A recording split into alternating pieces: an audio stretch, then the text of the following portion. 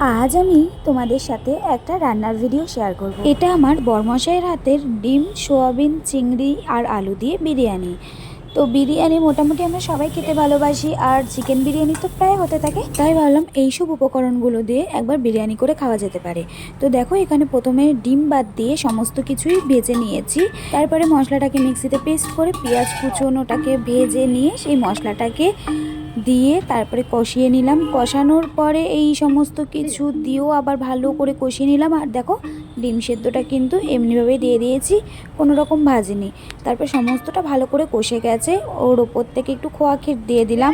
আলু বোকরা দিয়েছি, এটা হচ্ছে ফাটানো দই, কেশরে ভেজানো দুধটাও রেখেছিলাম, তো সেটা ওপর দিয়ে ছড়িয়ে দেওয়ার পরে এখন ভাতের লেয়ারটা দেবো। পুরোপুরি ভাতের লেয়ারটা দেওয়ার পরে ওপর দিয়ে কেশর ভেজানো দুধ আর হচ্ছে পেঁয়াজের বারিস্তাটাকে দিয়ে হাঁড়ির ঢাকনাটাকে ভালো করে এঁটে দিলাম। আমি সেখানে সমস্ত কিছুই বলছি যে আমি করলাম। আমি সত্যি বলতে হেল্প করেছি আমার বরের, পুরো রান্নাটা আমার বরই করেছে। আর দেখো, এখানে পুরো রান্নাটা হয়ে যাওয়ার পরে বিরিয়ানিটা কি সুন্দর দেখতে লাগছে, সত্যি বলতে দারুণ অসাধারণ খেতে হয়েছিল। একদিকে একটা ডিমের গন্ধ রয়েছে, তার মধ্যে সোয়াবিন, তার মধ্যে চিংড়ি, মানে অসাধারণ লাগছিল সব কটা টেস্ট একসাথে মিলে। ভিডিও শেষে একটা কথাই বলবো, তোমরা একবার হলেও এরমভাবে বিরিয়ানিটা বাড়িতে বানিয়ে খেয়ে দেখো।